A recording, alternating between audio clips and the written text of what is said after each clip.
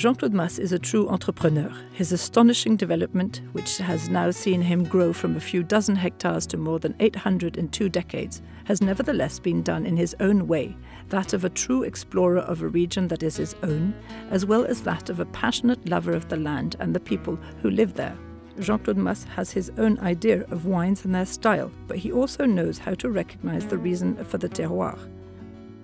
This is the case for Clos Moulinat, a plot of Château Paul Mas with very specific characteristics. Ce que je vois sur les raisins que je récolte là au Moulinat, on n'a pas que des Syrah, on n'a pas que des Grenaches, il y a tout un ensemble de cépages, on a une dizaine, mais tous ont une typicité là aussi.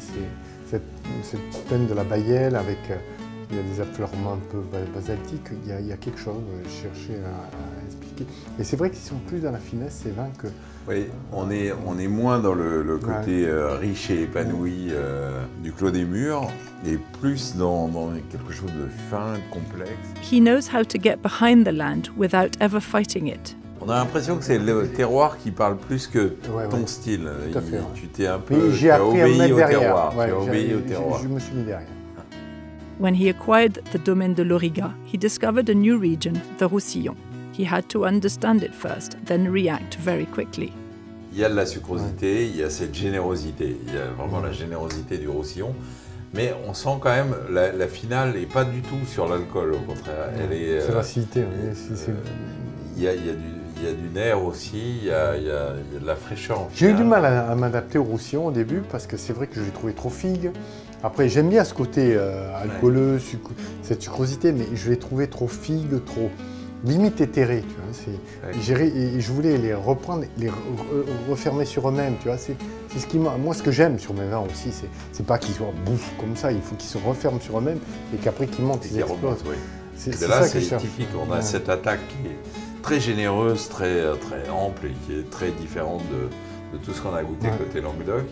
Mais après, on retrouve ce nerf, cette profondeur et cette fraîcheur. Et ça, c'est ce qui a été le plus compliqué pour moi à atteindre. Parce que quand je vois l'ancien propriétaire, ce qu'il faisait, c'est vrai qu'on était sur des choses... La sieste. This respect for the terroir does not prevent him from pursuing his dreams, quite the opposite. A child of the Pays d'Oc, trained in wine abroad, Jean-Claude Mas dreams of opening up the borders of wine. Thus was born Astelia. Alors, Astelia, c'est un vin, c'est un concept et c'est aussi tes racines. Je trouve que tu es un des rares vignerons français qui a une inspiration, qui a une culture qui est internationale, peut-être même avant d'être française. Tu as eu toute cette période où tu étais à l'étranger, où tu faisais pas du vin, mais, tu as eu tes sources d'inspiration là-bas. Et ça t'a marqué. Quand on est ici à Astelia, même architecture, etc., on pourrait être en Californie. Ou en Italie. C'est vrai. Il y a, et tu vois, le soleil ne touche pas les murs, et ça c'est japonais. Donc voilà, c'est une alchimie, c'est un melting pot un peu de ma vie, quoi. Et le Cabernet, c'est un peu ça, parce que, si tu veux,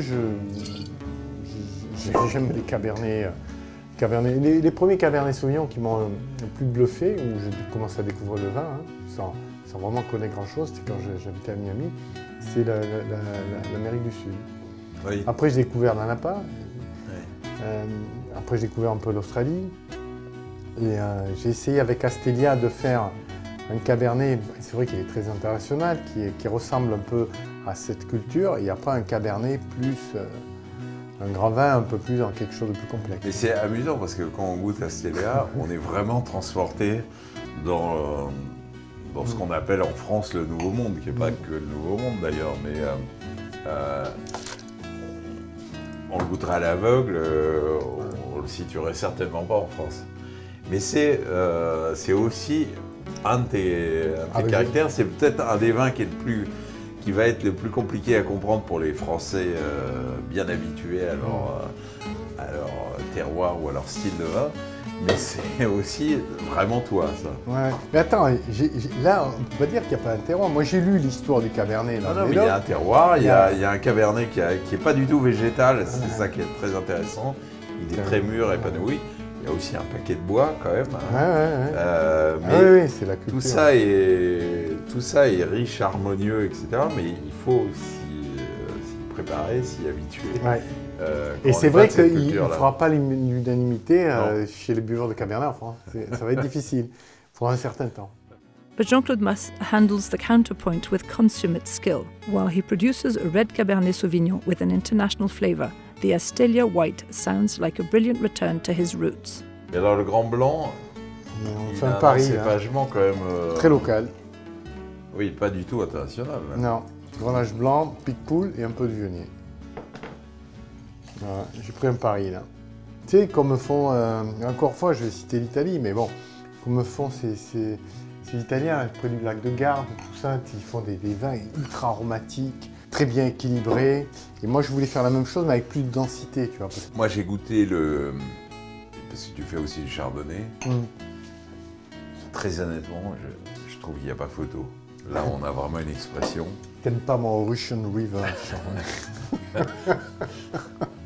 Justement, tu sais, en ce moment, on sort pas beaucoup de France, c'est si loin, la Californie.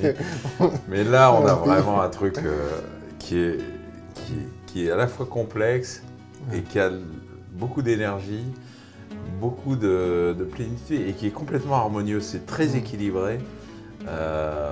C'est une vraie réussite. Tu vois. Honnêtement, je trouve que c'est un vin c'est un grand, ça s'appelle le Grand Blanc, ça correspond au nom.